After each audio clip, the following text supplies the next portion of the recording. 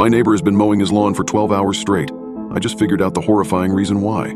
It started at 4:43 a.m. The noise jolted me awake. It sounded like there was a giant truck revving its engine right there in our bedroom. Exhaust fumes wafted in through the open window. It was a bad way to start the day.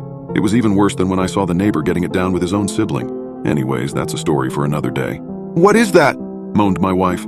We'd both slept poorly, because our daughter had crawled into our bed at 1 a.m. and kept kicking us in the face until we were both half hanging off the bed while she snored away. "Start of the apocalypse," I groaned. "Go back to sleep."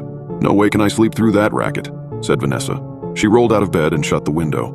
That helped a little, but it still sounded like war out there. She pulled the curtains back and looked through the window. "It's the fucking neighbor, mowing his lawn. Before the sun is up, we need to have a heart-to-heart with him. Let him know that's not okay." Keegan, our daughter, woke up crying. "Guess that's that," I muttered, getting out of bed myself. "I'll go talk to him after some coffee." "Bring me some too," said Vanessa. "Papa, bring me some Smarties," said Keegan. No Smarties for breakfast. Banana or toast, but not Smarties." "Fine," huffed Keegan. "Toast, cut into shapes." I sighed. This was really the last thing I wanted to be doing at 4:45 on a Saturday morning.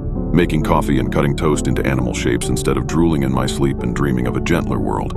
I went into the kitchen and started the coffee and toast and then looked out the living room window. Sure enough, there was Mr. Limsky mowing his damn lawn in his damn bathrobe, no less. That was another thing that I had no desire to do.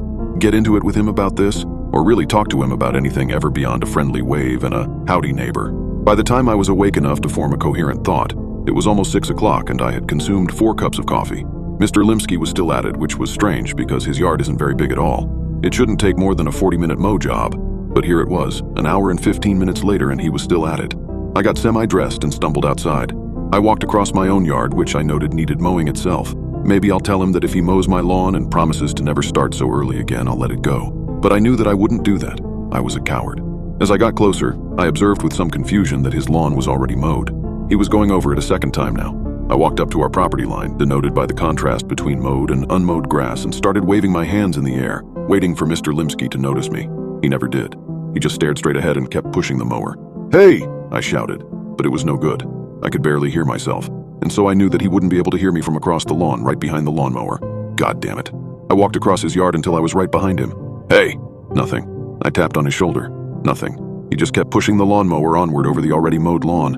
I didn't know what to do. "I'll catch him after he finishes, I guess. He's in the zone." I shrugged and was getting ready to turn back to my house when I saw a trickle of what was presumably urine run down his bare leg. Jesus. I went back to my house and opened the door.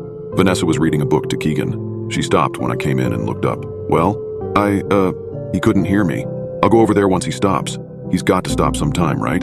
And, well, I'm a little worried about him, honestly. I saw him,